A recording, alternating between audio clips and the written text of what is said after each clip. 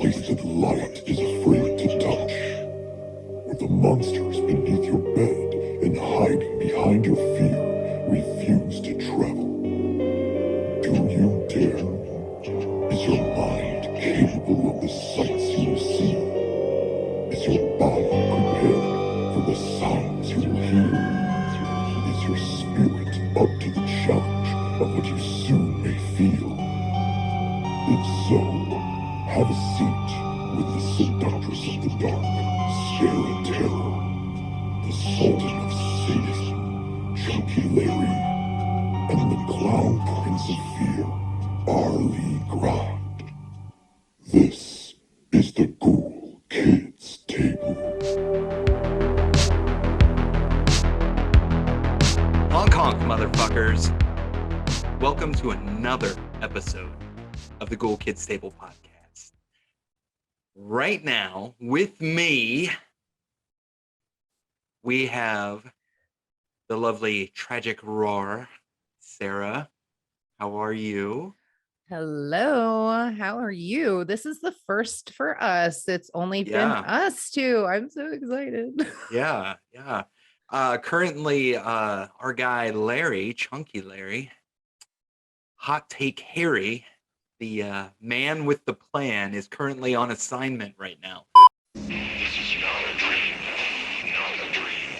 We are using your brain's electrical system as a receiver. We are unable to transmit through conscious neural interference. You are receiving this broadcast as a dream. We are transmitting from the year 19. You are receiving this broadcast in order to alter the events you are seeing. Our technology has not developed a transmitter strong enough to reach your conscious state of awareness. Is this thing on? I think it is. Greetings, fellow insomniacs. It's your friend in fright, Chunky Larry. And though I may be on assignment, I still have such sights to show you. It's with that in mind that we're gonna pretend like those two little crazy kids, they're off canoodling somewhere, and I am going to introduce you to one of our reoccurring segments on the show, Living Dead Delilah's To Be Terrors.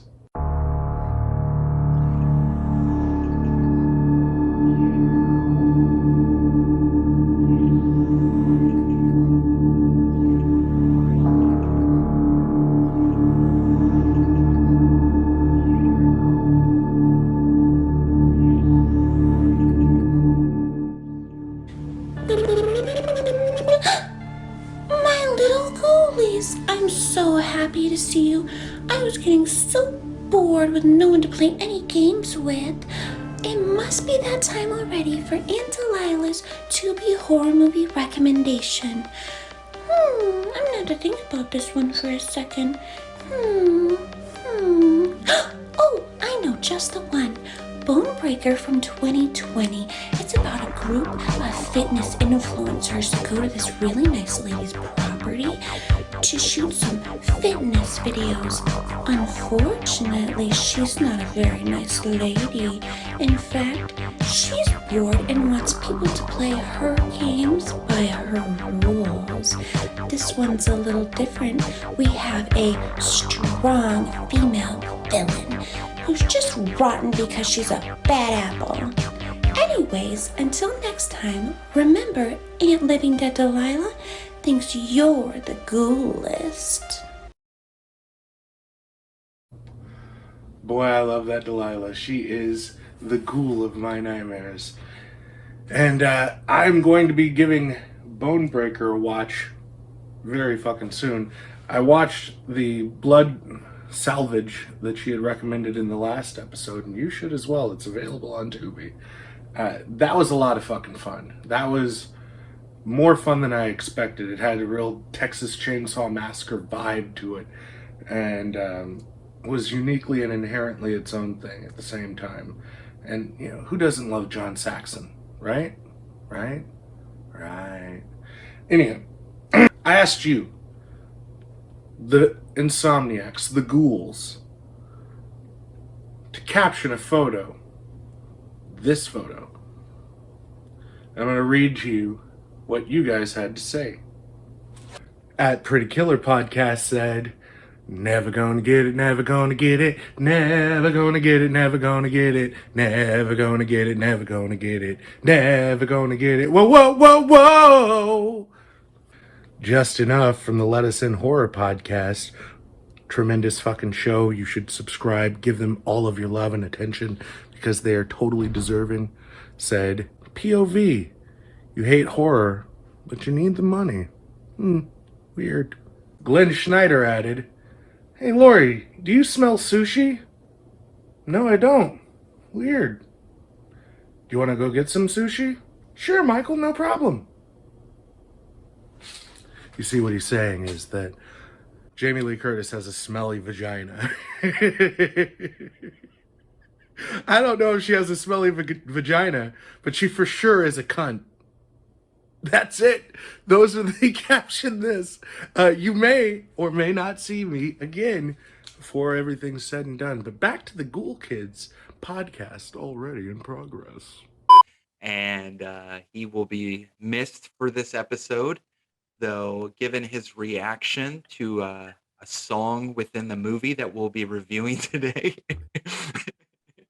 Well, you know what? He might regret that. I think he had some commentary about Johnny Get Angry. So, but yeah, it's just the two of us ghouls today.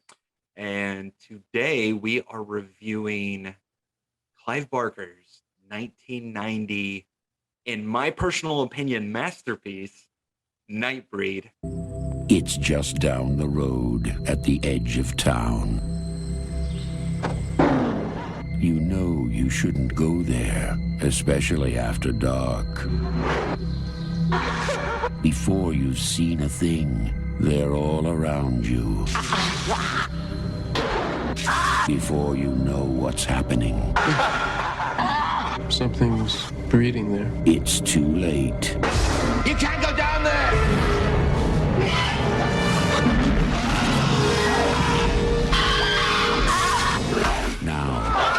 Clive Barker, creator of Hellraiser, brings you a reason to really be afraid of the dark. Nightbreed. One of my favorite movies of all time, and that is coming from a place of nostalgia. So I am completely biased when I say that, and when I mention how much I love Nightbreed. So for all the listeners or watchers, just know that I am coming from a place of bias. By the way, I didn't introduce myself. I'm Rlee, the clown prince of fear. Honk honk, motherfuckers. And yeah, so here we are with the two newbies, the two podcast newbies, the babies. The babies. We are the babies. We are definitely the babies. The babies. We have been unsupervised in the nest, and so we're gonna burn this nest down. Correct. And what a hell of a movie to do that with, honestly. So I have a confession to make about Nightbreed. I have not seen this since I was a kid. So this was like watching it all over again for the first time for me. And oh, that's so cool. That is so cool. I have notes. Good. I see. I did not take as many notes for this film. Well, you probably have it memorized. I counted how many times I've watched it this year. I have watched it 13 times this year. It's one of my comfort movies, so I watch it all the time. Pretty badass movie. I went through my TikTok and I noticed that it's like, oh, I'm watching Nightbreed. Oh, I'm watching Nightbreed. Oh, I'm watching Nightbreed. But yeah, so let's get into it. Oh, real quick, you know what? Do you have a drink? What's in your glass, Rlee? What's in my glass? I'm glad you asked. So because this is a movie that I love, I came up with this drink a long time ago. Not that long ago, but when I started doing Top Shelf Horror, this drink was in mind and I created it, and I call it the Dr. Decker. It is a spin on. Give you guys a view. It's a little dark. It's a spin on a mind eraser. Have you ever had a mind eraser? Yes. Yes, yeah. So it's the Kahlua, the vodka, and then the club soda on top. Mm-hmm. Well, being who I am, and having to put my own little twist on it, mine is Kahlua, topped with vanilla vodka, topped with cream soda. So it's a little bit sweeter. You don't get that bitterness that you get with the traditional mind eraser, and mind eraser just fit so perfectly with this film, specifically with Dr. Decker. So there we have it, the Dr. Decker. Nice. And go ahead. Putting vanilla vodka on my list of boozes for me to get. So I need that in my life. I use it a lot, and I just went on an alcohol run earlier today, so I've got more treats. But for those of you watching, listening, there will be an episode of Top Shelf 4, and hosted by me, and I will show you all how to make this very simple, delicious, sweet, just a bit of bitterness libation. That's what we like. That's what we like around here. We like sweetness with a little bit of bitter. Just even it out a little bit. Yeah. I've been called worse. We're like we're like the Sour Patch Kids that'll kick your ass. That's what we are. We That's are. What we are. Yeah. Yeah. So let's go ahead and jump right into this, and we will start. I will read the Emdables, which I'm going to be perfectly honest. When I read these plot summaries, these plot synopses, I was very disappointed. They were very, I don't know. So we've had a few on the show that have been really, really good, but I guess we've had a few that are really bad. There have been a few that like for our episode on Glorious, I didn't like that one at all. I just felt like it was just, I don't know, maybe because I was such a big fan of the movie, I was like, this is not enough. So... Well, I actually found a good one, and I am going to leave out 2 words because I don't think they're appropriate in describing this movie. So if you go to IMDb and you read this and you're like, hey, Rlee, you missed a few words, I did that on purpose.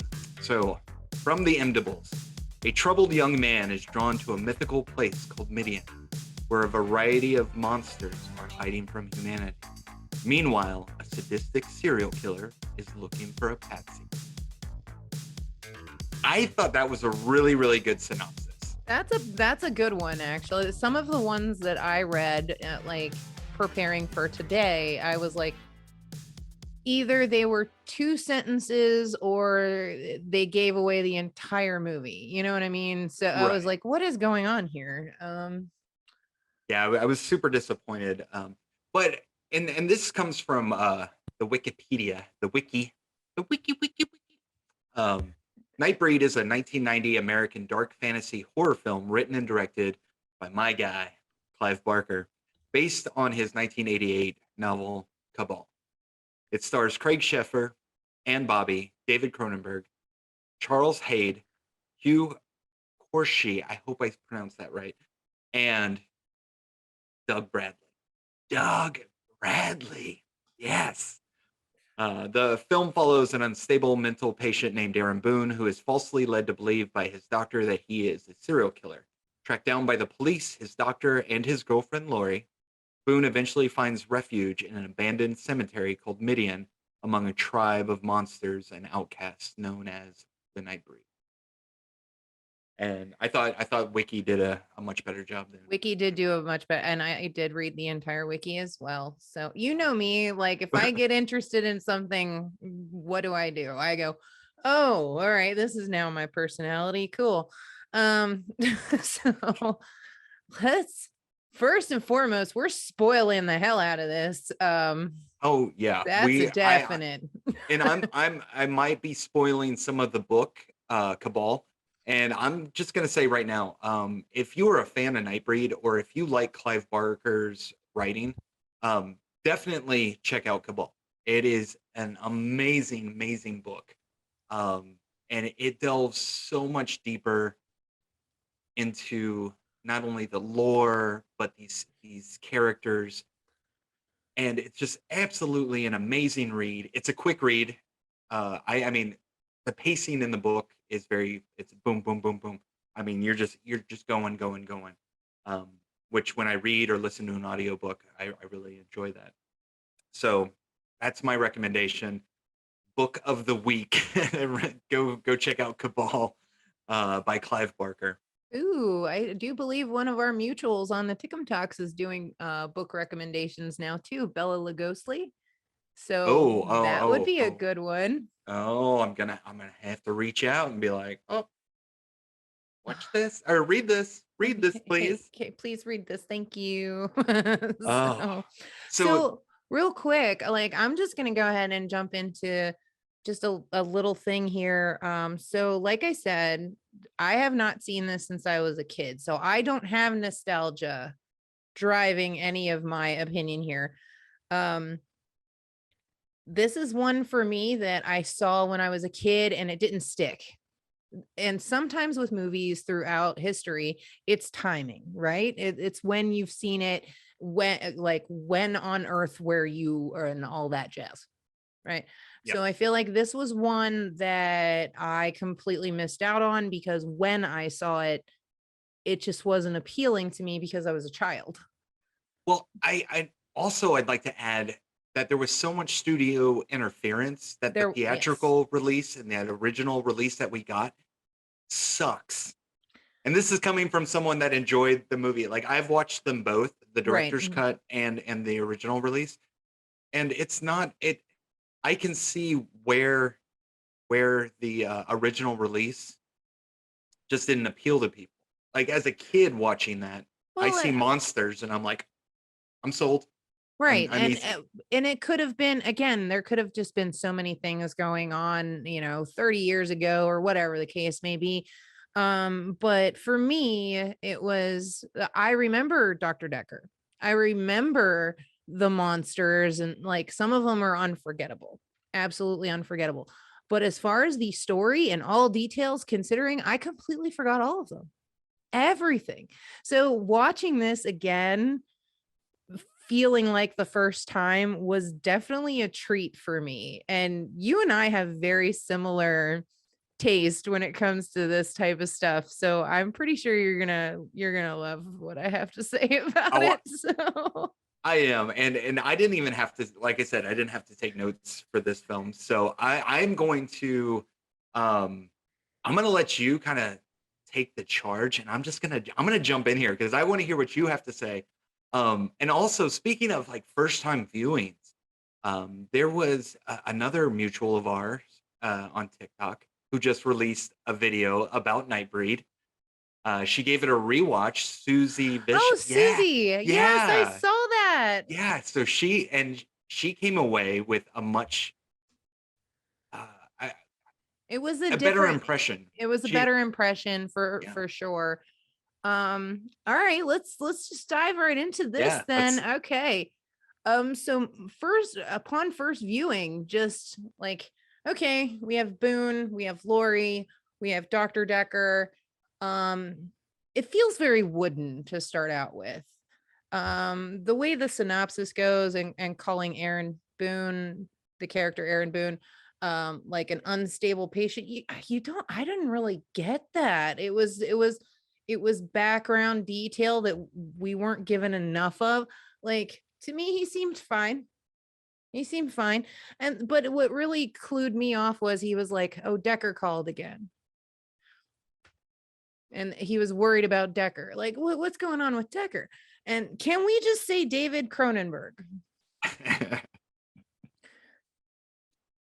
If you're going to play a psychiatrist who's kind of hiding as a serial killer, having no emotion like he did, at first I was like, what is going on? And then I was like, oh, okay. Like this is actual perfection. So you have to give it to Clive Barker for making that creative choice. Yes. And this is one thing, and I was going to bring up this point a little bit later on, but I'm going to bring it up right now. So after the Hellraiser debacle with people screaming at each other about the source material, spoiler alert if you haven't read CABAL, the way they describe Dr. Decker in the book is the exact opposite of David Cronenberg. And so, and I watched Nightbreed before I read CABAL, so you know it works for me either way. But I've never ever heard anyone make a complaint about David Cronenberg and you know going back to the source material. But yeah, what a wonderful casting choice. Absolutely wonderful. And to me, it was just, this came out in 1990, correct? But this just screams 80s through and through because of when it was shot. The acting, everything about it is, you're kind of not sure of like, is this going to be coherent? And this is coming from a place where we just watched the director's cut for today. So I'm not remembering the theatrical release at all. So keep that in mind as well. And I know there was an additional 25 minutes added to the director's cut. There is, and some Nightbreed enthusiasts may know that there is actually more that is available somewhere. But you know, because studios are studios, because Clive Barker's original movie clocked in over 2 hours, and there's a lot of additional stuff in there. So I have to do this, and I'm going to get this one out of the way right now, because our buddy Larry isn't here. He's here in spirit. But that song in that bar, like that was in spirits.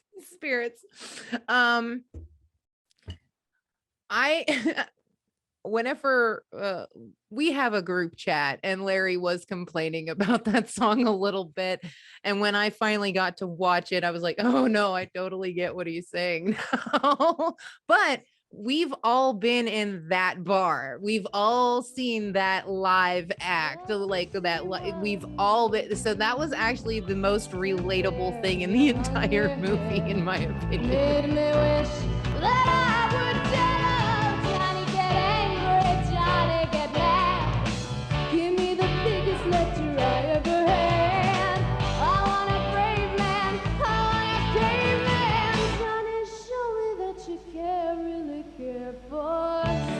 You can tell that bar smelled like Marlboros and regret.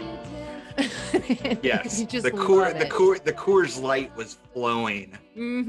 Yes, probably even some Busch Light going on in there. It's got to be. It's either Busch Light or Natty Light. So growing up in the Midwest, I have seen acts like that in real life, like time and time again.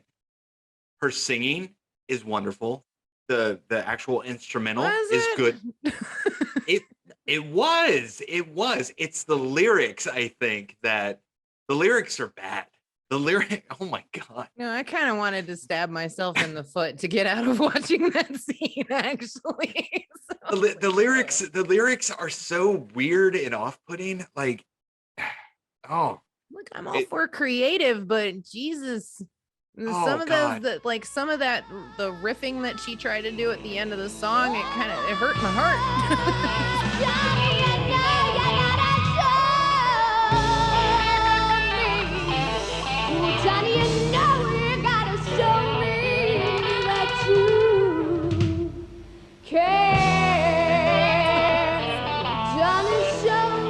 But I also I'm being a prick.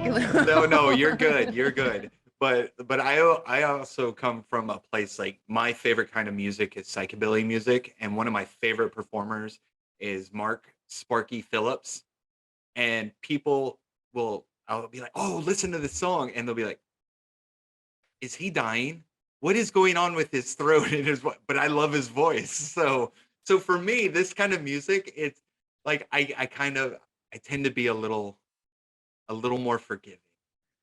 Well, But you lyrically, it was just you said growing up in the Midwest. I grew up in southern Pennsylvania. So like southern Pennsylvania during the time that I grew up was a lot of cover bands and a lot of Def Leppard, a lot of AC/DC cover bands. some Bon Probably Jovi. some Cinderella was in there. So like all and here's the thing. If you go back right now, they're still playing those songs. I Oh yeah. promise you. Why do you think I drive like 2.5 hours just to go to a good show? Like they'll be like, "Oh hey, there's a show this Friday." I'll be like, "No thanks, I'll drive." Okay, so we got Fun oh. fact, my mom's ex-boyfriend was in one of those cover bands and I had Yes. I had to hear the same fucking song played over and over and over again. Like, all right, we get it. We get it. You like the fucking song Cumbersome. Got it. Like, Oh God. Oh. and I could Oh. go the rest of my life without hearing a goddamn Creed song and be a happy girl. Holy shit. Ugh. So, and I think this is a good place to segue into Boone and Laurie's dynamic. It's so the way it's first portrayed, and actually like throughout the whole movie. And this is one thing I actually appreciate about the film is that we all talk about that kind of Hollywood romance and how it plays out. These are two people that literally love each other so much they will go through hell to stay together. They're willing to stab someone for it. They're willing to go a lot. But to me, it's like that perfect Hollywood romance, but the way they portray it is like the light version of it. So like we don't get the super uber passionate. We're just like, hell yes, they're in love, and I kudos to them. That's it. And again, I'm going to keep referencing the book probably. Like it goes into so much greater detail about their dynamic, but transferring that from book to film, I actually think Clive Barker did a pretty good job doing what he could. These are both flawed people who have accepted the flaws in each other and are willing to go to great lengths to basically say, "Hey, I still love you. We're gonna keep going on." So we've got Aaron and Laurie, but what do we start out the movie with as dreams? We start off with Aaron's dreams. And to me, the dream, like it was almost a carnival. It felt like a carnival.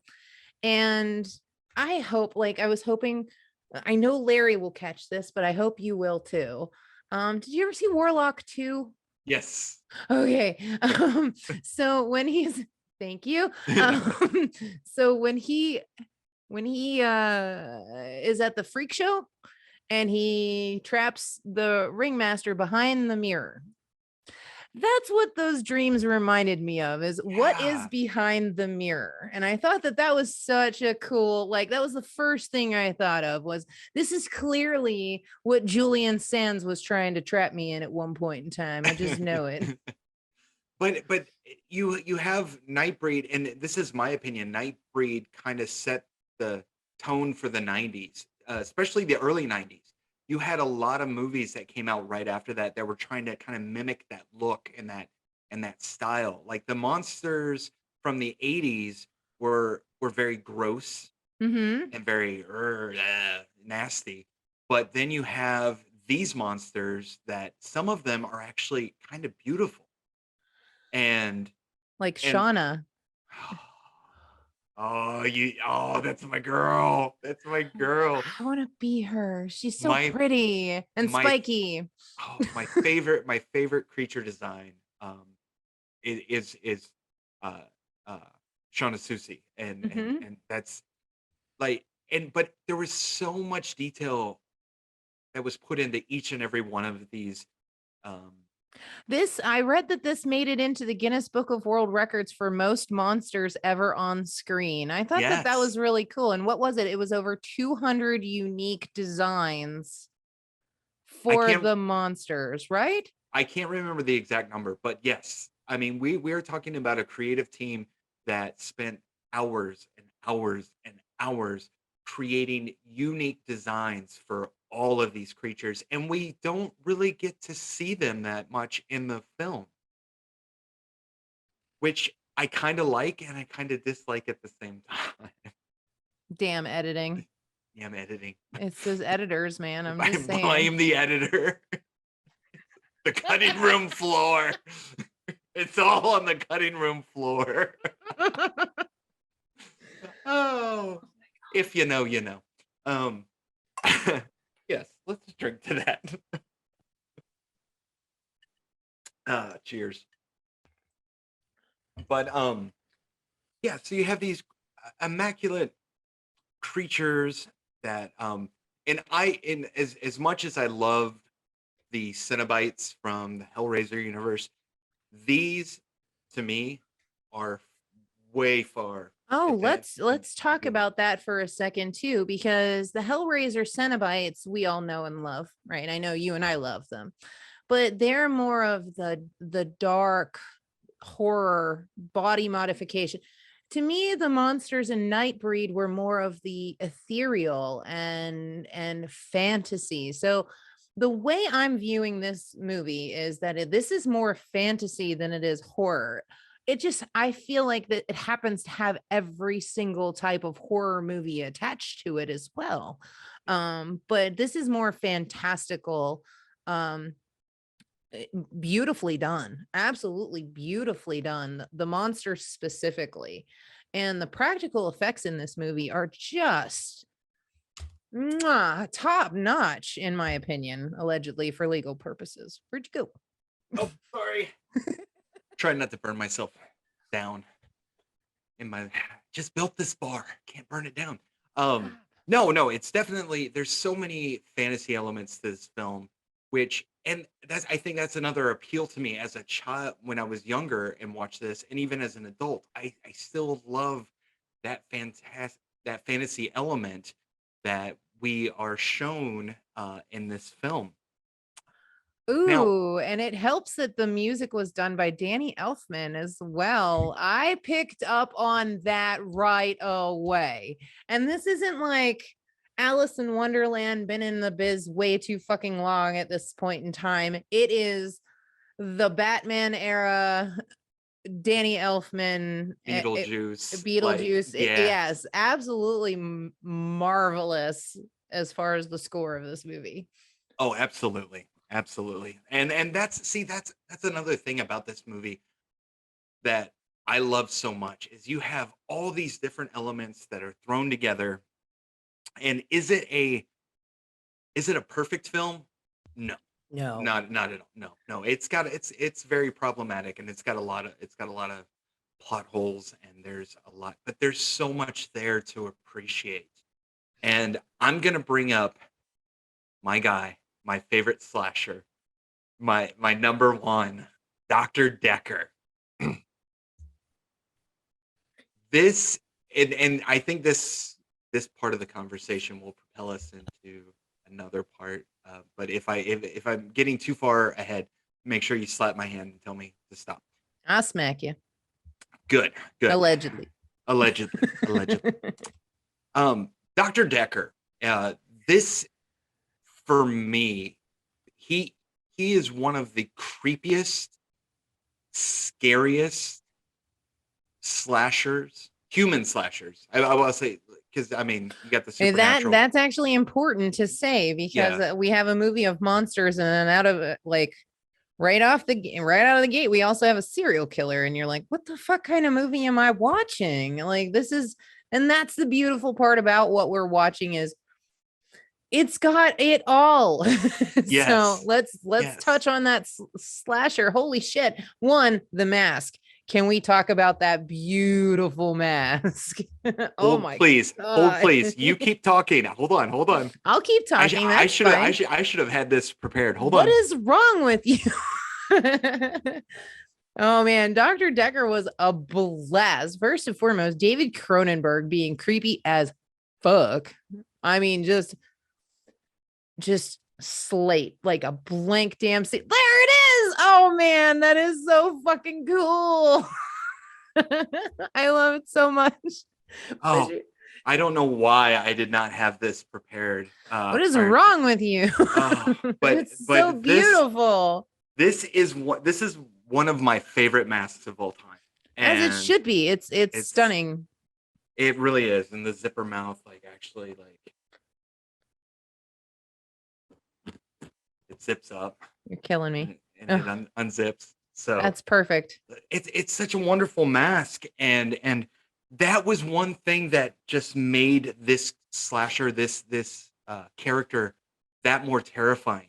It was nothing elaborate. He's There wearing a was suit and tie. There was nothing to lead up to it. And if you're gonna have a psychopath, a serial killer, what better character than a psychiatrist, or psychologist? What the hell is he? So he's a shrink of some sort. okay, but see, once again, I'm going back into the book, and it's not included in the movie. It's you know what? No, I'm not going to spoil it. I want you all to read the book or listen to the audiobook. I want you all to find out more about Decker, because there's so much more included in it. Which, if they had added a little bit of that element into this film, I think more people would have gravitated to this film a lot quicker and greater number, because that character alone, and I've said this for years, deserves his own film and deserves recognition for being one of the most badass slashers. Well, not only is he badass and amazing and awesome, but he also he pins all of his shit onto another character in the movie.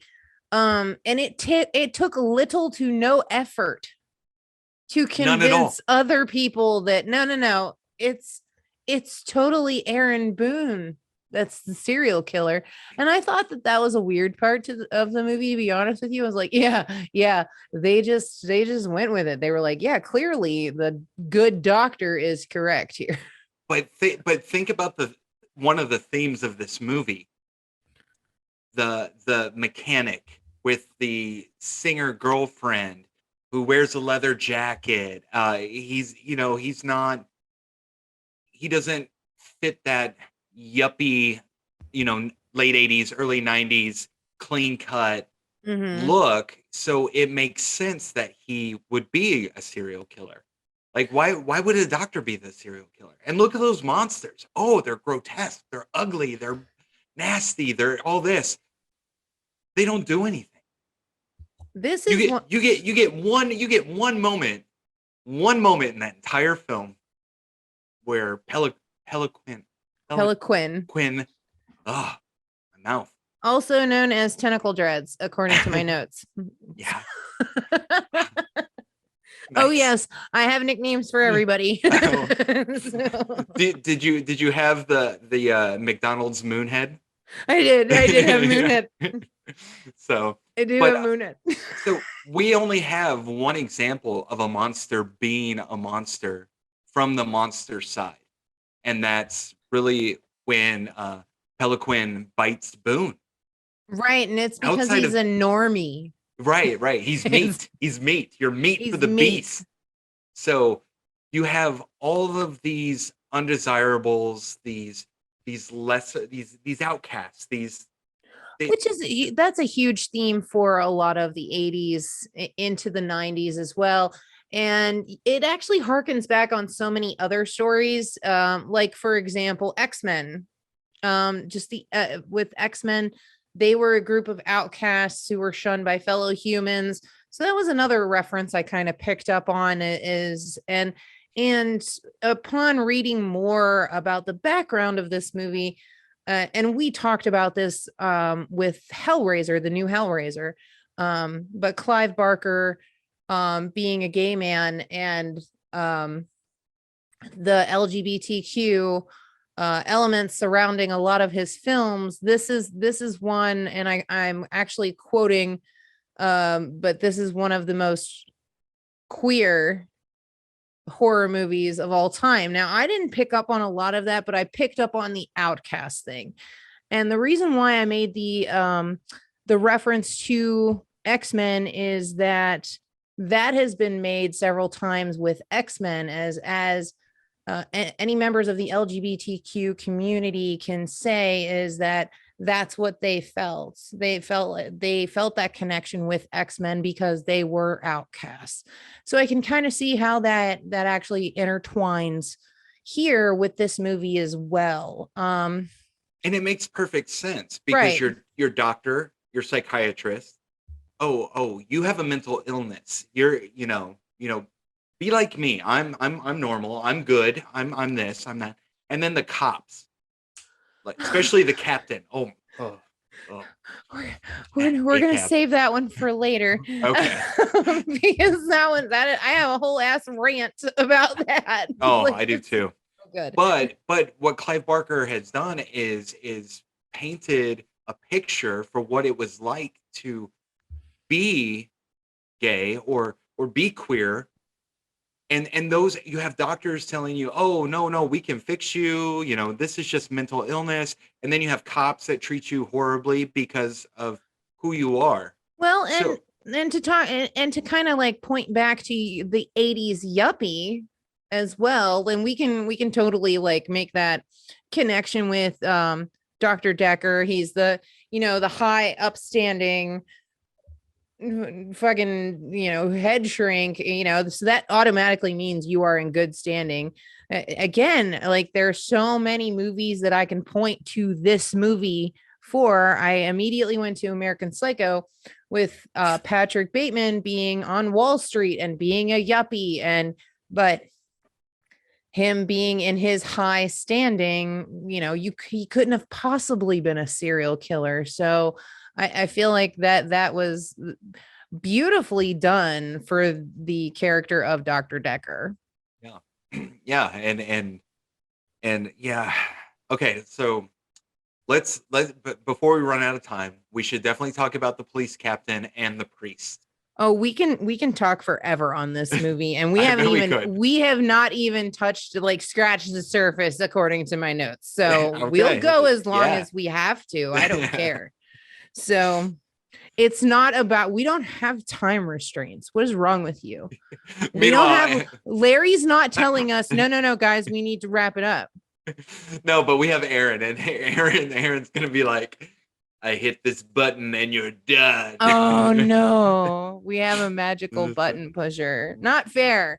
So No, I know. See, this is what happens, Larry. You see what happens? You let me and Sarah go on about a movie that we both enjoy, and we're gonna talk about it forever.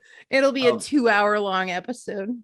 So, and we've been talking about all these characters, and we talked about the kind of poor reception this movie received when it first came out. And it's not just the technical and story aspects of it. It's the overall theme. The monsters are not bad. Right. We had a decade of every monster was bad. And now all of a sudden, it's not the monster that's bad. It's the humans. It's the normals, the normies, the normies. We're just going to call them normies from now on. Yeah. It's the normies that are the bad ones. One of my favorite parts about this movie was the kind of, it was when Aaron Boone he got hit by a truck.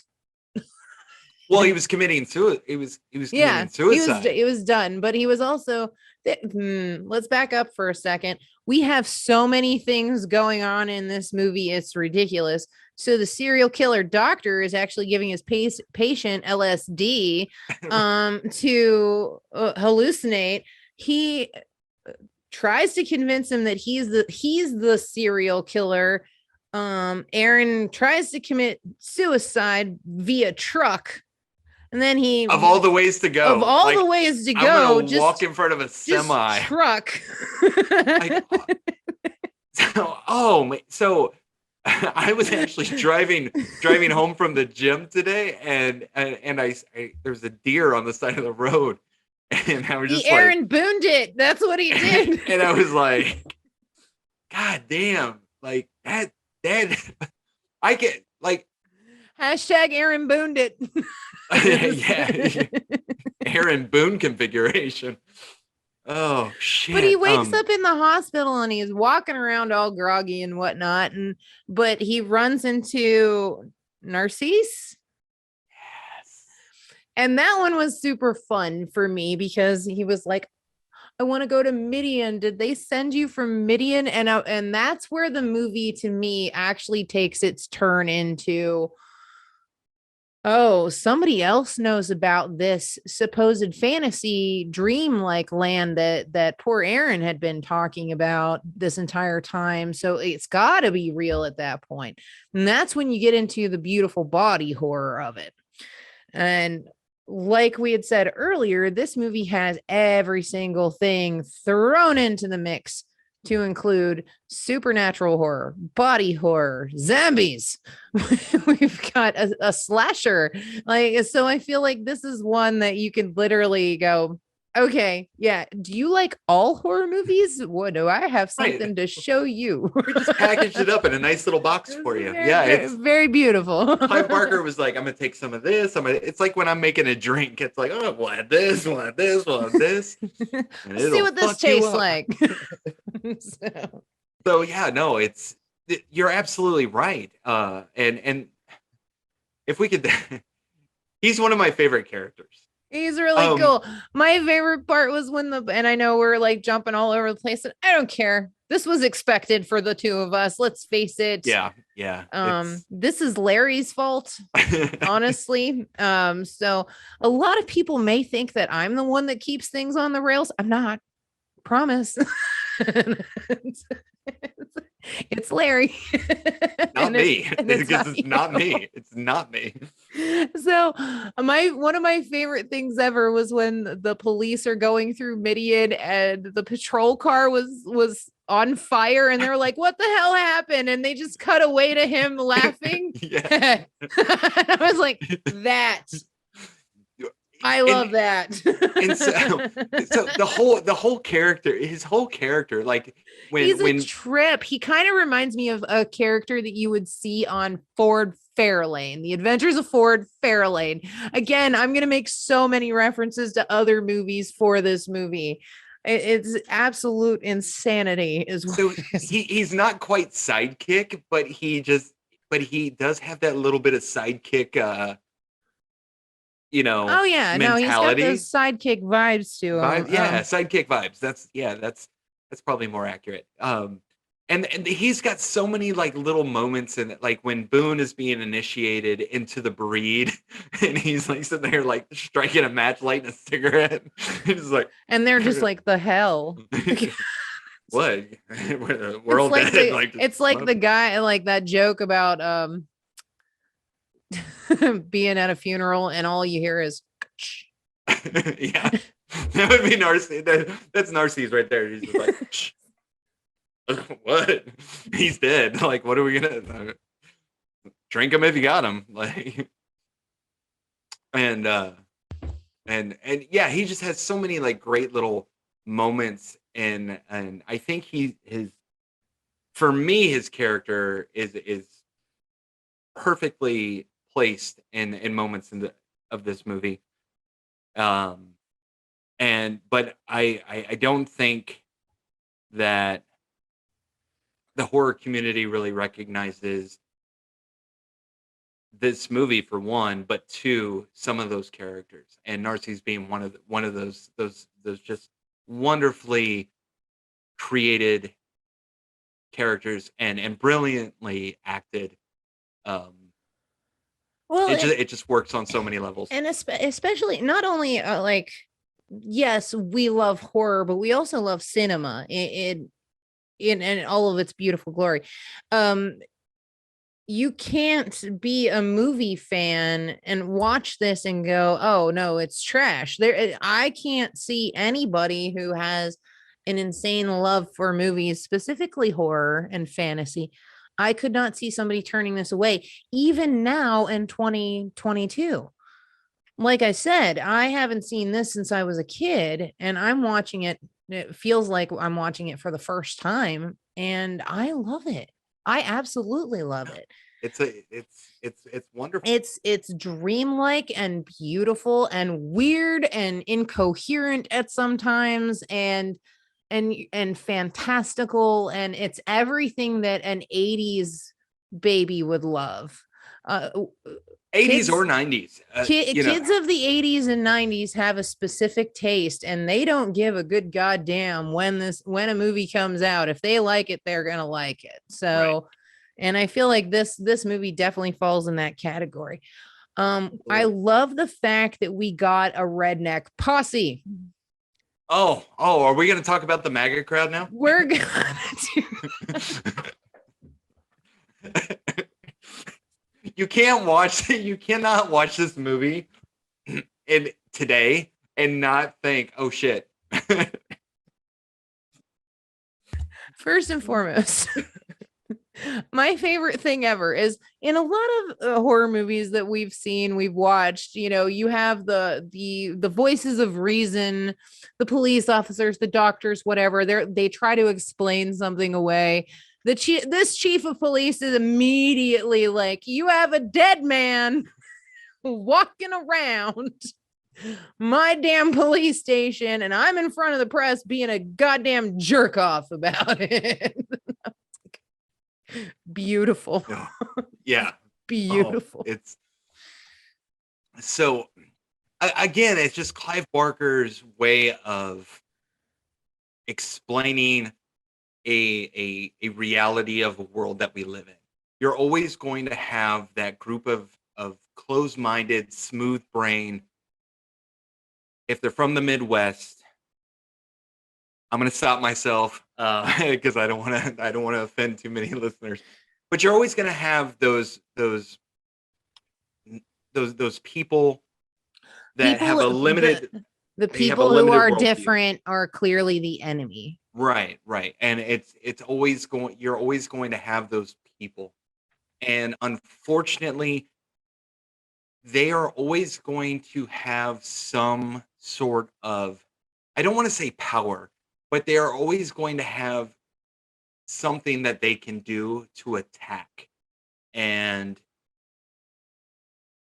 when we have that confrontation between the police and the posses and the residents of Midian, some of them turn tail and run because they're like, oh, they're fighting back.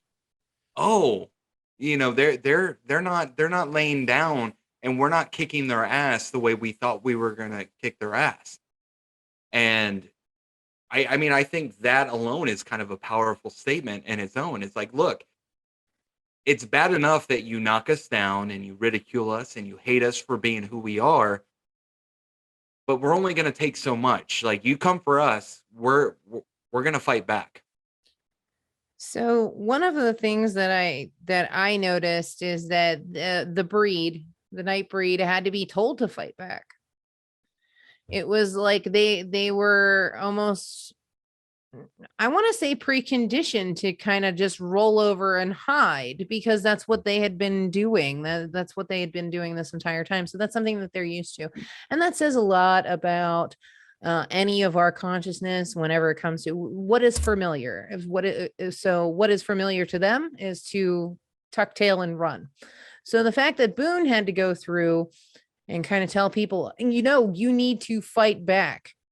One of the things that I wish we had more of was the berserkers. Like, I wanted more of that. I wanted more of that. No reason. Yeah. Absolutely. Right. Absolutely. Just because, like, have you seen Rawhead Rex? Yes. Okay, so when I see the berserkers, my mind immediately goes back to Rawhead Rex. That is who it's. Right. It's Rawhead's homeboys. That's his buddies, his clan, his fam. And they are so uncontrollable that they have to be locked away. They have to be kind of kept in their cells, in their cages. And then Boone's just like, nope, open them doors. Let's let them have some fun. And the Berserkers are a fantastic addition to this film. And really, again, we've got so many monsters, and there's so many layers of monsters. And God, we have a God. There's a God in the basement. Yeah. There's a God in the basement. And you can't look me in the eye and convince me that, what's his name? Baphomet? Baphomet, is that what yeah. it is? Yeah. You can't tell me he's not related to Big Mama from the gate. They look like they're related. Holy shit. Holy shit. Yeah. Okay. So now when we get off here, I'm going to have to do a deep dive. You're welcome. Yeah. Thank you for that. Thank you. I'm going to be. They look like Baphomet. It clearly has a human head and all that kind of stuff. But the shape of the creature and everything, I looked that at, and I'm pretty sure the boy heard me. He was upstairs, I was downstairs, and I was like, motherfucker, that's I swear to God, that's Big Brother to Big Mama from the gate. Yes. Nice little connection there. Thanks. So I've got more. So the gate is now part of the Nightbreed verse. Absolutely. So. Another thing that's a part of this universe, I feel, is little monsters. Oh. I think I know exactly who you're talking about. It's not just the monsters themselves, but the whole underground. It's not just going into tombs in this big, beautiful cemetery, which I'll be the first person to admit it was beautiful. The big open shots of Midian with the cemetery, I thought were very pretty. Yeah. But then you get down into these caverns and this underground city, which reminded me of both Little Monsters and Demolition Man. And I'm gonna throw in, and so I know it's totally different, but like Temple of Doom. No. I was getting to that. Okay. I was getting to that. I was waiting for a rail car to like just shoot through. I'll get to that in a minute, and you'll love why. You'll absolutely, if I know you, I know you'll love why my reasoning behind this. Probably. So we didn't even discuss how Aaron got killed and brought back allegedly from Peliquin's bite. Yeah. So we have zombies. So I mean, okay. So I know zombies. I know in an earlier episode of the Ghoul Kids, you and I have this like different version of zombies, and I mean, technically, that was for the sadness. that was, which is streaming. If you guys want to go back and listen to it, it's a great episode. So. Fantastic episode. Hashtag Team Skullfuck. Hashtag Team Skullfuck. But yeah, so yeah, Boone gets bitten by Peliquin, and he is immediately gunned down right after. Set up once again by his wonderful doctor. And as he's being examined, he suddenly regains a new life, jumps out of a window. Can I just say too one thing? And I'm sorry, this is just how conversations between me and Rlee work. The actor who plays Aaron Boone, does he not look like he could be related to Josh Brolin? So the other day, I'm walking through the house. Hey, you guys. So we got Goonies in here. But I'm walking through the house, and my stepdaughter is watching One Tree Hill, and I look up and I'm like, that's fucking Boone. I did not know he went on to play in One Tree Hill. And I was like, holy fuck. And in this particular scene, he was having a moment, disagreement with someone else. I was like, dude, just do the whole like smoke thing and just fucking tear his ass up. Do that flying jump kick. I know what you're capable of. Flying kick. We need more flying kicks. Go flying kick that dude's ass. We know you can do it. Just stretch a little bit before you like. yeah. Limber up. It's been a minute. It's been a minute. We gotta But, limber up first. But yeah, so yeah, and that has probably one of my favorite lines. Hold on, I need to look it up because I don't want to misquote it on air and get corrected and made fun of. Who cares? I do. Give me 1 second. But Peliquin's line right before he bites Boone. Everything is true. God's an astronaut. Oz is over the rainbow, and Midian is where the monsters live. I mean, that's such. I'm surprised you don't have that tattooed on you somewhere. To be honest, I feel like that's something I've thought about you it. would I've do. actually thought about it. I was like, where on my body could I get that tattooed? Because it's such a badass line. It's a badass line. And not only is it a badass line, but we all have that oh shit moment where our perception of the world is radically changed and we are forced to confront a reality that maybe we had some kind of idea about that reality, but now we're forced to confront it head on, and it's not always what we expected it to be. Real quick, I do have a quick question for you since you're clearly the bigger fan here out of the two of us. But again, I love it.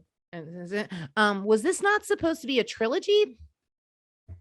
Was this originally supposed to be a trilogy? Because that would explain why there are so many elements to one movie.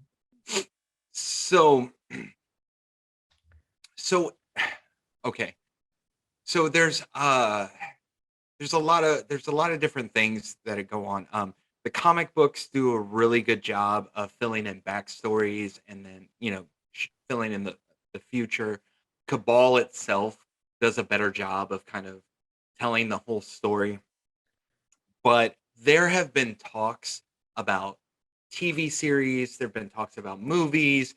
There have always been these talks, but they've never gone anywhere. And I think that's really unfortunate. Now, apparently, there is supposed to be a sci-fi channel series. That was a while ago but that was a while ago. Yeah, that was yeah, in 2018, I do believe. It was years ago. Yeah, so that might have fizzled you can, out. The minute I saw that like on social media, I was like, oh, and I got so excited and I started holding my breath and then I passed out because it never came to be. And that's true. I was like, I'm not going to do that again. But yeah, I think this particular movie has a lot of potential. Decker, in my opinion, deserves his own standalone movie. He does. He absolutely does. I'm gonna be that person and say, go back to the source material and portray Decker as he really is. And once again, if you read the book, you kind of understand where I'm going with this because it would kind of fit. I love that we have no explanation of Decker whatsoever. I love that. That's one of my favorite things. I think we are in a world now where every single character gets a prequel, a sequel, a spin-off TV series bought by Disney Plus. Like, I don't know. Like, to me, there's almost too much explaining sometimes. So I love the fact that Decker there's no explanation to him whatsoever. All we know is that he likes to kill people.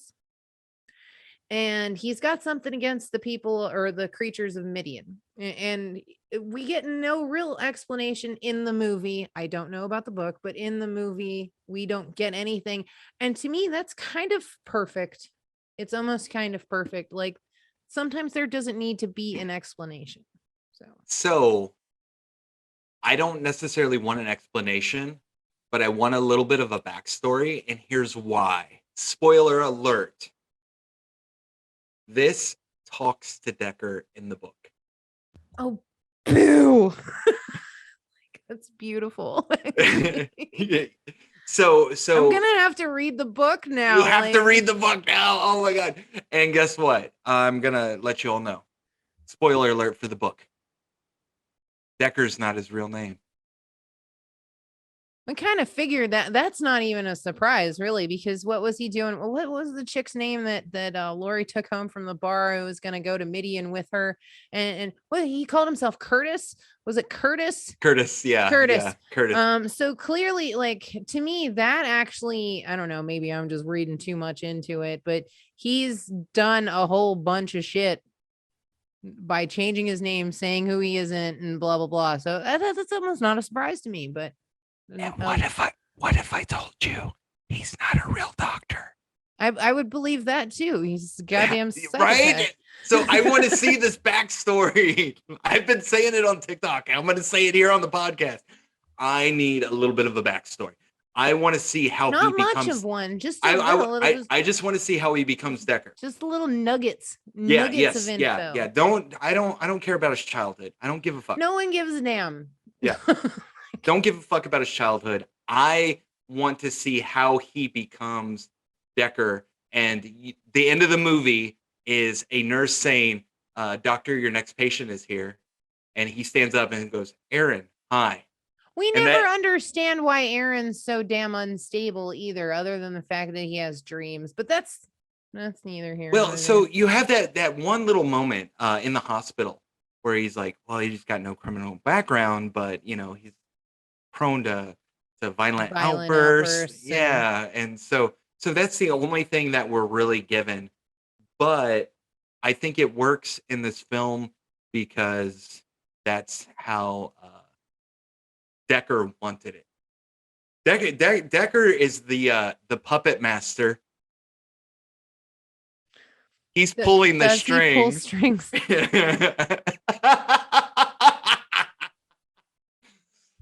Oh. You fucker. Fucker, I just walked her home.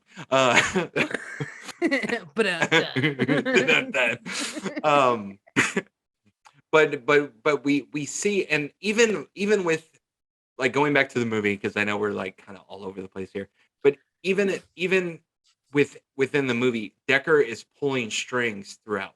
He's controlling the police. He's spurring on all of this. And I think we need to dedicate a few moments to talk about the priest. Oh yeah, sure. Let's do that for a second. I mean, sure. I have mixed feelings. So he starts out as a very sympathetic character. He's a drunk in the one of the cells in this jail cell, right? Yeah. Yes. Yeah. He's but he's also called a derogatory term by the so yes. There's obviously something else going on there, or maybe that's just a punch at the church. And just to kind of piggyback on that for a second, the police chief is like, he doesn't even doubt anything. They put together a posse and they're just like, fuck yeah, I need a Ford Bronco and some semi-automatic weapons. And you know what we need? Jesus. And they get a priest from the holding cell. I thought that was funny as hell. I had to pause the movie and just laugh hysterically, actually. Okay. Because he was like, he wasn't denying it. He was just like, yep, shit's getting real. Let's get some guns and a posse and a priest. And I thought that was hilarious. Slap a red hat on that dude's head and tell me. Tell me. Like, see, whenever on social media those types of people like start coming at me, I just think of the police captain, and I'm just like, oh, there it is. There it is. Anyway, the priest, what's his name? Ashbury. No. Ashbury is the no, it is Ashbury. Sorry. It's Ashbury. Sorry. Yeah, I'm thinking of I have notes. I'm thinking of Doug Bradley. Oh man. So yeah, he's a very sympathetic character. He's clearly not in the right crowd, I would say. Once they get to this big battle in Midian, where it's the normies versus the Nightbreed, the priest kind of has a turnaround moment where he's like, oh man, there's children down there. And that's when he's like, "Oh, I need to see what's going on." And he actually goes down into the caverns and into the underground to see Baphomet.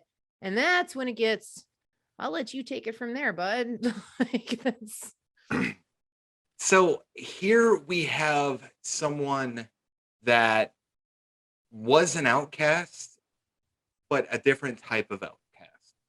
And he probably, see, this is just my theory.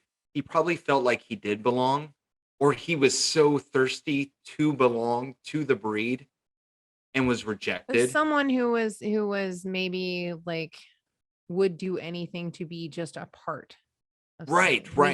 I feel like a lot of us, yeah, pick me. Hey, I'm like you. I'm cool with you. It's totally a pick me. I'm one of you. Are you? I'm one of you. Candy corn sucks. I'm one of you.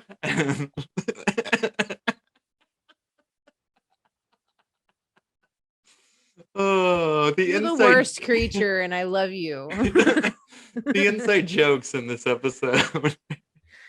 Again, Daddy Larry should not have left us unattended. That's what it is. This is Larry's fault. There's not been one single breath in this conversation, by the way. No, there hasn't. I mean, I took a few, went and got my mask, but aside from that, yeah. Anyway, priest. But then he turns. Yeah, but then he turns completely, I don't want to say evil, but corrupted. It's corrupt, yes. Yeah. He's corrupted, and in a weird way, it kind of makes sense. Like it fits. You know what it reminds me of? You're gonna hate me, and I don't care. It reminds me of dude's BFF in the shed. Oh, we're going back to that shit pile. Fuck yeah. Oh my god. Tell me that doesn't kind of no, that's it makes sense, right? Yeah. You have that one character that is trying to integrate, and then like they want to be a part of the in crowd. They want to be a part of that crowd, but then they find something else, like a taste of something else, and they're like, fuck yeah, no, I want this now. You know what I'm saying? Right. I'm gonna become exactly what I was fighting against 5 minutes ago. Yeah, it's fucking. This movie is like, if you watch it just to watch it, it's fun. But if you watch it and start dissecting, like, the themes of this movie, it's a pretty deep film. It's very deep. It's very deep. Again, though, it's got all of the things thrown at it. So we've got a creature feature, we've got a slasher, we've got zombies. We've got supernatural horror. And hold please. We have a love story. We have body horror. Holy hell, like we have action, and I need to get to my Indiana Jones reference. Because you'll love I'm here for it. Decker's final battle with Boone screamed Indiana Jones to me, because who doesn't love a good rope bridge fight? Hell yes. I was waiting for someone. Hell yes. Just raise the knife and bring it down. Kalima. We just didn't have the river of crocodiles underneath, which is bullshit, to be honest with you. I feel like this is exactly what needed crocodiles. Could we not get some a river of monster crocodiles? Excuse me. The next time I make a movie, I better have some damn crocodiles on this set, or everyone's fired. Because there's nothing better than watching a crocodile do a death roll. With a human. Yeah, that's fantastic. No, that's where my Indiana Jones went right there, was because that was such a beautiful fight scene, by the way. I thought it was excellently done. And again, like, all we know of Decker is that he just wants to kill things. He's very fixated on one. He's a one theme type of dude. Yeah. Still awesome though. Amazingly done. Yes. Now, because we watched the director's cut, we got a different ending, did we not? We did. We got that amazing ending. I want to be able to just look off into the like middle distance. That's my dream, really. Is I want it to be super dramatic and pretty behind me, and that's what I want. I don't want it doesn't need to have any kind like I'm not a hero by any means, but I feel like I need this. I need that whole looking off into the middle distance shot. But we also get Decker on a cross. Like tell me there's not a sequel. Like Clive Barker did this so well. It's like, hey, Yes. I'm setting you up for a sequel. And even though it didn't make the money in the box office that it should have, thank you, studio interference, Jerks. fucking that up. Anyways, he really did set this up to carry on the story of the Nightbreed and even Decker and Ashbury. You essentially, you don't necessarily eliminate the main villain, but you introduce a new villain that has potential, and then that's what we're left with. It's a cliffhanger. It's a cliffhanger. It is a cliffhanger with nothing to go on, and it just sucks. It sucks. Oh, yeah, and the way they set it up is that Boone is like the savior of the Nightbreed, and they're what really just kind of, to me, the ending was a little cheesy. This is where it was a little cheesy for me. I liked it. Where we needed more. I needed a punchier, like all the shit you just threw at me for 2 hours, and that's what you're gonna end it on. Come on. But I like the Nightbreed, like waiting in a barn, which, by the way, we need to buy a barn. Just saying. Okay. And they're just like, yep, he's gonna come and he's gonna send a, show us where our new haven is going to be, which kind of again reverts back to that. What are they doing? They're trying to find a place to hide. So Right. That's kind of where I thought the ending fell a little flat for me, but it was still really good. So I think really like that was one of those false endings that was supposed to lead up to a sequel. Right. And obviously for reasons that didn't happen. So and we saw a lot of movies like that, like in the 80s and even in the 90s. Oh yeah. Where studios were not willing to gamble on even losing into money. the 2000s, there were plenty of movies that were set up to be sequels, but because that first movie did not make enough, they didn't get greenlit for those sequels. So like Aragon, that dragon movie, that was I Am Number 4 was another one that didn't make it. There's a couple of them that I can keep going on and on about, but I have Aragon, isn't that the Lord of the Rings dude? No. It's like this. It's another dragon. It's kind of like Lord of the Rings, but not Lord of the Rings. I don't know.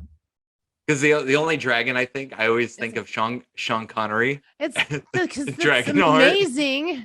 Like I saw a Tickum Talk not too long ago. Somebody was dragging that shit, and you know what? I've never wanted to like pull somebody through my screen so fast and go, "Oh my god, you take that shit back right now." I love Dragonheart because it's so beautiful, and I love that movie.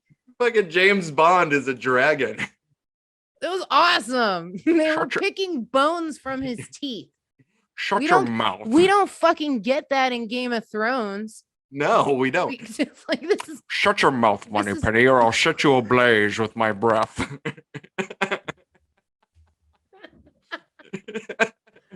I prefer my humans charred, not burned. A nice smoky barbecue. Hashtag give me the Bond dragon. Oh God. All right, so we should definitely give this movie some ghoulies. We should give this movie some ghoulies, but I'm going to ask you one question before we give it ghoulies. Oh, okay. All right, ask away. Okay, since you love this, and clearly you're picking up what I'm putting down as far as me loving this, which monster would you be if you were in Midian?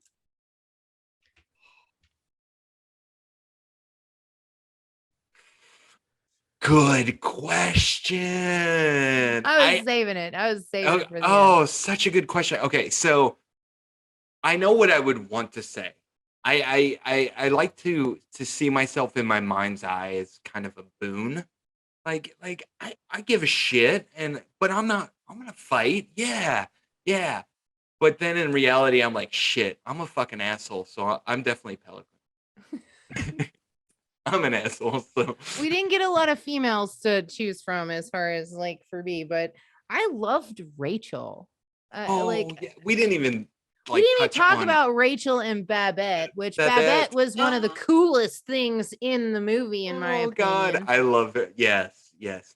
But Read the I book. do love Shauna. I want to be a Porcupine Beauty. She looked like a dancer. She stunningly pretty. Like she's just so pretty. Such a wonderful, like all of the, like so many great creature designs, but there's some that are just absolutely beautiful.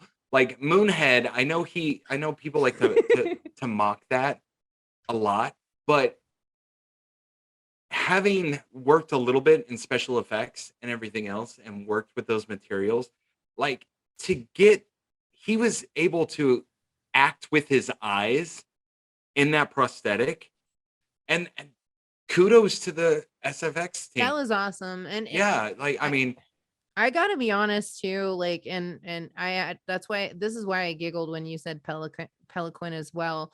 I I thought the same thing for myself. Because yeah. And who doesn't want tentacle dreads? To be honest, I like shake them to me, shits. that's the most amazing thing ever. So I had to ask that question. I figured Yeah. you were gonna be the perfect person to ask that question too. So Yeah, go ahead. oh. Go ahead. So again, spoiler warning, and this is last little bit, and then we'll move on. I promise. But that scene where the guy with the little French bulldog, Oh, fuck, that's like a heartbreaking. That is a truly heartbreaking scene, and so well done, so well performed. Everyone involved in that is, you see the revulsion of the cop. You know, like it's at that moment he's like, oh, we're not doing the right thing here, but there was a missed opportunity. There was a missed opportunity. That cop, that character could have progressed a little more, but then he just kind of faded into the background, and yeah, and we were left with that. But God, what a heartbreaking scene! it was heartbreaking. It's wrenching. If you all want to watch a just heartbreaking death scene, watch that scene. Watch that. Like, it is truly like, God, it's fucking rough. All right, sir. I think we should go ahead and wrap it up and give us some ghoulies. Do you want me to go first, since I feel Yes. like I'm the newbie here? Yeah, with this? yeah. So give us the ghoulies. So again, I watched this as a kid. I don't know why this one didn't stick with me, but it didn't. So this, upon having this be like a rewatch or a refresher for me, was a hell of a treat. You hit the nail on the head when you called it a masterpiece at the beginning of this episode. I am definitely a person that likes to use references and refer to other movies. In this movie alone, I saw Indiana Jones, Demolition Man, Island of Dr. Moreau, Lord of Illusions, of course, Hellraiser. Like, there were so many movies that you could actually harken back to and actually point out different things. I absolutely love the special effects to this movie. I don't care if this movie is 32 years old. To me, this is something that holds up. I'm actually a little upset with myself that I haven't given it more of a chance, and I feel like now I have to be the one to watch this 13 times in 1 year. Cronenberg as Dr. Decker, I agree wholeheartedly that he could have his own ass series and I would watch every single second of it. I absolutely loved, my favorite part about this was a ride. This was a fantastical ride. This perfectly blended fantasy and horror so beautifully that I didn't know what I was watching half the time, and that's what actually fueled the fun for me. So for this movie, I'm gonna give it a 4.5 out of 5 ghoulies, and I'm going with the Nice. top half for boobs. Okay. So if you follow me on TikTok, you've seen me gush over this movie before. And listening to this episode, I ain't gonna sugarcoat it. I'm giving it a 4.5 out of 5, and I'm gonna give it the bottom half so we get a complete half. We get a complete whole. We have a We get- hole. so we We have got a 9 hole. ghoulies. We got 9 ghoulies for this one. 9 out of 10. I'm back. I know they're trying to get out of here, but I felt like it would be weird if I didn't give you my ghoulies for Nightbreed, right? It just that shit would be fucking awkward and wrong, and I just can't do that. So I'm gonna just do it real quick. Just get those out of the way. For me, this one comes in at 3.5 ghoulies, and it is going to be the top half because I love boobs. But I think that the performance of David Cronenberg as Dr. Decker, tremendous. I love the world building that they do in the time that they have with the film. Depending on which cut you have, like, you've got the CABAL cut, you've got the director's cut, you've got the theatrical cut, and you got a cut from a guy that you probably got at a fucking con who said that it was one of the best versions of it, and it's just like shittier footage, and it's really, really fucking bad. It's kind of like the producer's cut of Halloween 6, The Curse of Michael Myers. Whatever cut that it is that you were gonna fucking want or watch, it's still a 3.5 for me. While I, again, love the world building, I love the use of special makeup effects and puppeteering and stop motion animation, and I love the performance of fucking David Cronenberg. There's a lot to be left to desire. Also, can we just talk real quick about how terrible that Johnny Get Angry song is? Like, I every time I hear it, my penis crawls into my body, up into my stomach, and like fucks my belly button because it's awful, it's repugnant. And then you see the crowd kind of like lazily clapping along. Like, how did they get that many people to come to see this fucking band? Like, I know fucking great bands that don't get anybody to come to their show, but this fucking band, like, it's like, that's one of the most unrealistic things about this entire fucking movie, if we're being terribly fucking honest. But for me, my overall ghoulies for Nightbreed is 3.5 out of 5. Yeah, it's a fantastic movie. Highly recommend it. It's streaming on Shudder, right? Shudder? Yes. So it's on Shudder, and I think it's on Tubi too. It is on Tubi as well. Oh, perfect. So if you're listening and you want to check it out, Tubi and Shudder, and just hit up Sarah for her Shudder account, and she'll give you all of her information. That's exactly what I'll do. I'll just start handing out all of my account information to everyone. Why not? Fuck it. Like, Unfortunately, mine's linked to my Amazon, and I don't need to find any surprises what you people order in your I would totally love to grab a hold of your Amazon account. I'm not even gonna lie. The weird shit that I would send to your house would just be I would get random phone calls from Rlee. Sarah, what the fuck? You had this coming and you know it. Why is there a 55-gallon drum of mayonnaise sitting outside my house? Like, who orders that? I have nothing to do with it. I can't do anything with this. Sure you can. I'll figure something out. Make a lot of salads. It'll be fine.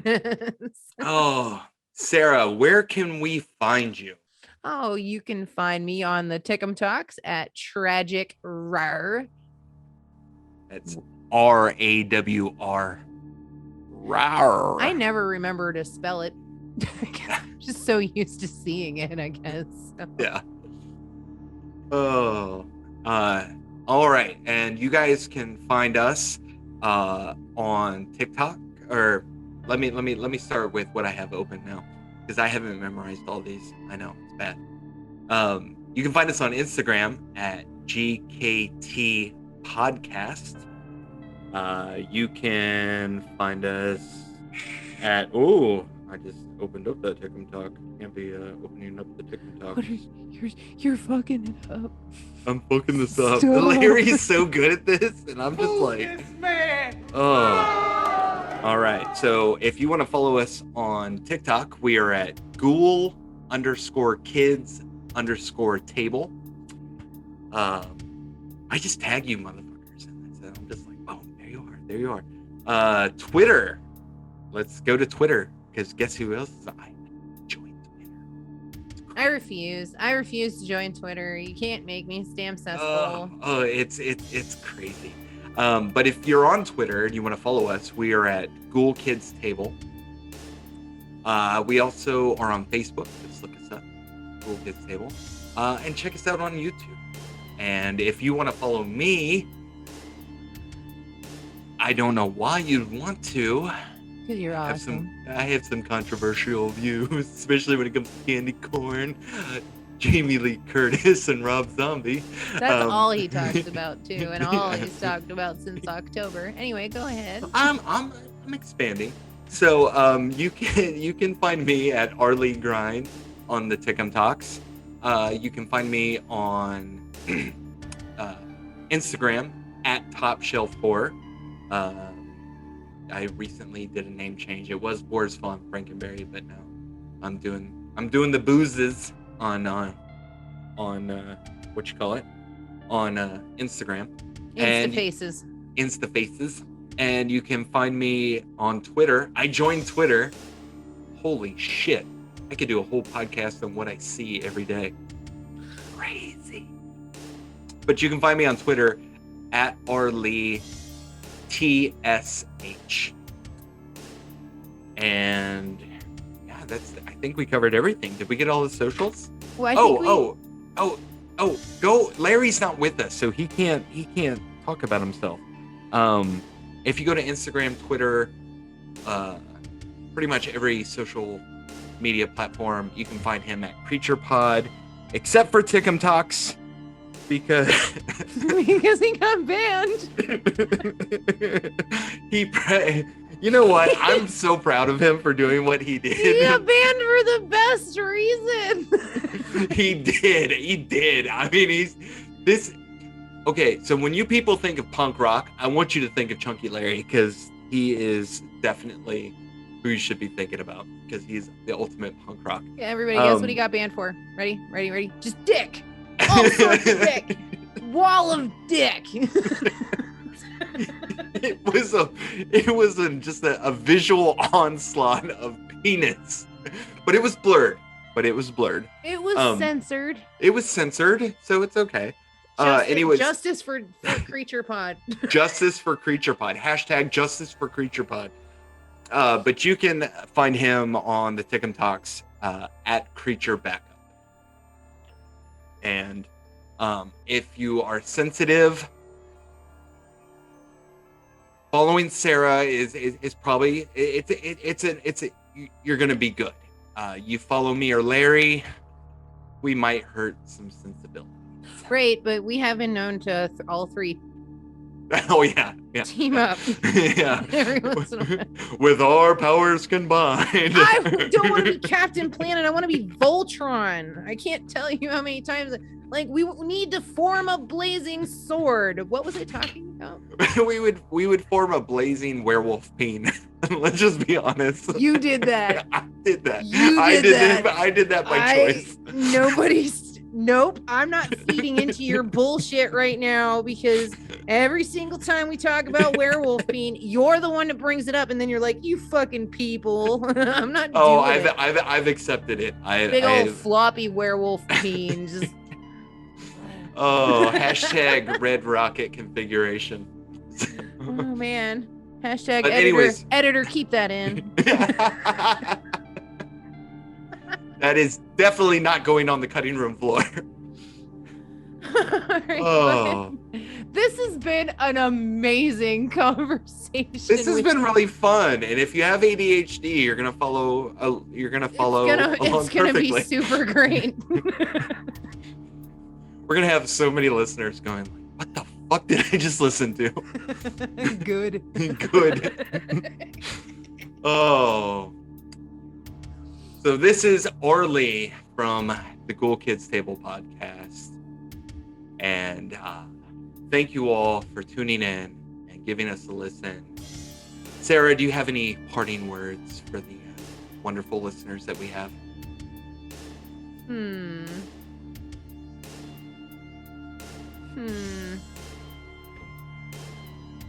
Actually, you kind of asked me too quickly. It had something to do with hashtag Dr. Deckerpeen, but I don't know how I can make that work.